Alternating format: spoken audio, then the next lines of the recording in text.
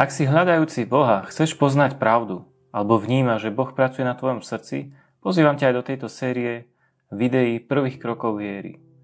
Chcem upozorniť hneď na začiatku, že to nie je náhrada za tvoje vnímanie, tvoj modlitebný život s Pánom, alebo za vedenie Ducha Svätého v tvojom živote. Je nevyhnutné rozoznať a vnímať, čo Boh položil na tvoje srdce a kam ťa vedie. Prvý krok, činiť pokánie. Čo je pokánie a prečo je nevyhnutné?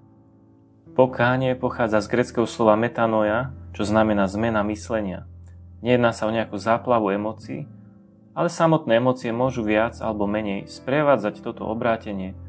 Obrátenie sa od svetského telesného zmýšľania k Božiemu mysleniu. Pokánie je nevyhnutné, aby sme sa obrátili k Bohu, ako vyzýva aj Ján Krstiteľ. Neste ovocie hodné pokánia. Evanjelium Matúša 3.8. Verím, že pokánie je samotný zlom človeka v jeho zmýšľaní, myslení, kde prežíva Boží dotyk, vyznáva svoje hriechy a obracia svoje myslenie, svoju myseľ k evanjeliu, k Božiemu mysleniu. Vtedy vychádzal k nemu Jeruzalém i celé Judsko a celé okolie Jordánske a krstení boli od neho v rieke Jordáne, vyznávajúc svoje hriechy. Evanjelium Matúša 3. kapitola, verše 5 až 6. Nebol to len odkaz Jana Krstiteľa aj Pána Ježiša Krista. A potom, keď bol Jan vydaný, prišiel Ježiš do Galileje, kážuc evanjelium kráľovstva Božieho a hovoril: Naplnil sa čas a priblížilo sa kráľovstvo Božie. Čiňte pokánie a verte v evanjelium. Čo nás vedie k samotnému pokániu? Odpoveď nájdeme takisto v Biblii.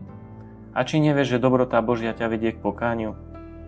List Rimanom, 2. kapitola, verš 4.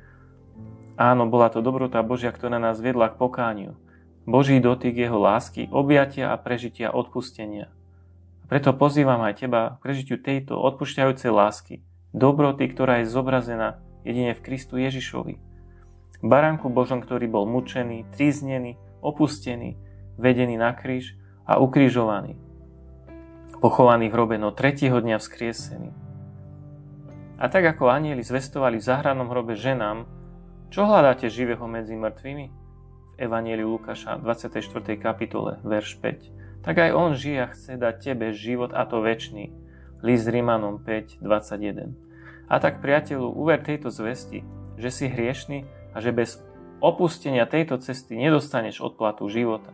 Lebo odplatou za hriech je smrť. List Rimanom 6.23. Ale Kristus zvíťazil a už nemusíš žiť v hriechu, ale v slobode. Lebo koho Kristus oslobodil, ten je skutočne slobodný. Evanjelium Jana 8.36.